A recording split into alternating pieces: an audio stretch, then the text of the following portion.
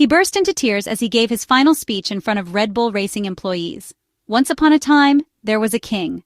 Christian Horner, dismissed without notice after securing an impressive total of 14 Formula One World Championships, 8 drivers' titles and 6 constructors' titles, and 124 Grand Prix victories. He had been in charge since 2005, the year the team was founded, a gamble that paid off for Dietrich Mateschitz, the co-founder of the energy drink empire.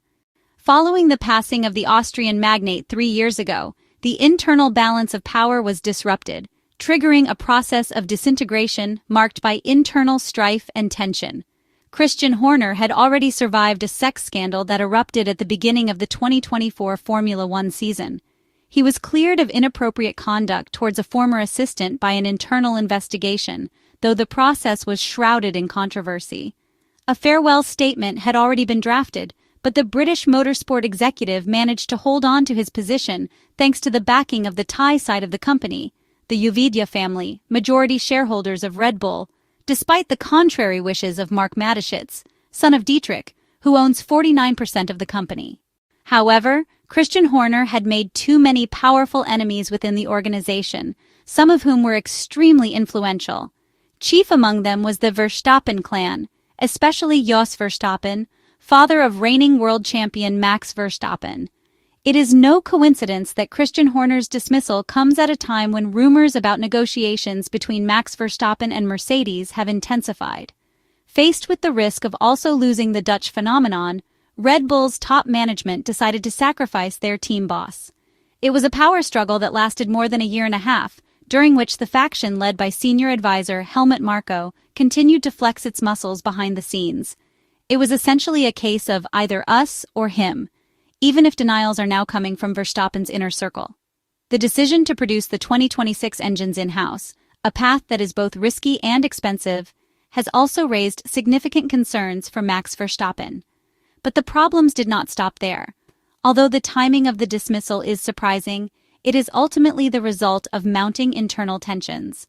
The sex scandal, known as Sexgate, continues to draw public attention due to Christian Horner's high-profile image and his marriage to former Spice Girl Geri Halliwell.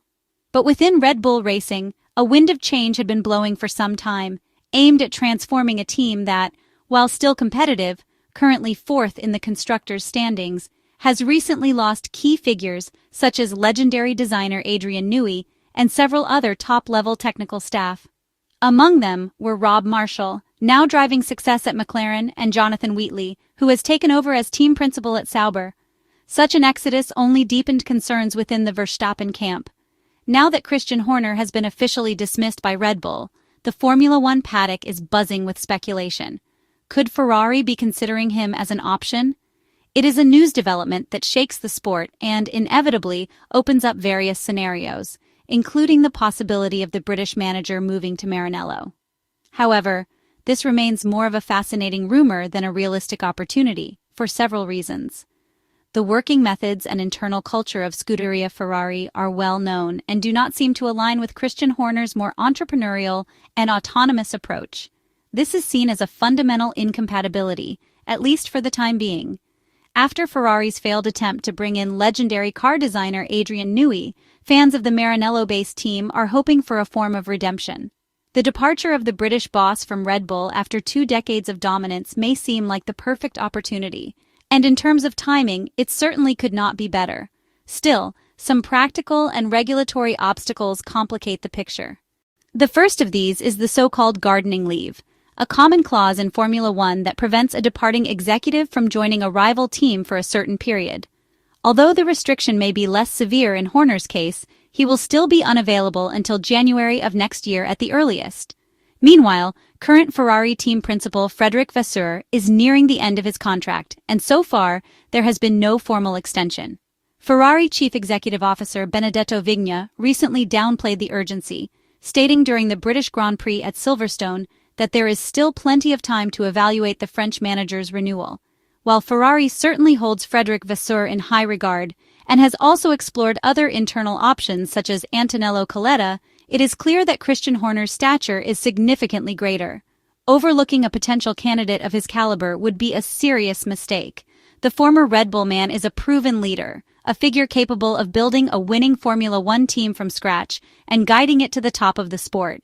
However, this may be exactly where the problem lies. The former team principal and CEO of Red Bull Racing is not just a technical manager.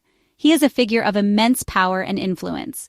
He is not the type of employee who can be enticed with a big paycheck and expected to simply follow orders. His role at the Red Bull Racing headquarters in Milton Keynes was broad and included control over multiple operational areas, including marketing. At Ferrari, the organizational structure is very different. The Italian team does not embrace overly centralized or authoritarian roles. Each individual has a specific position and set of responsibilities. There is little tolerance for a single figure exerting sweeping influence across departments. In fact, some initial discussions between Ferrari and Christian Horner did take place in the past.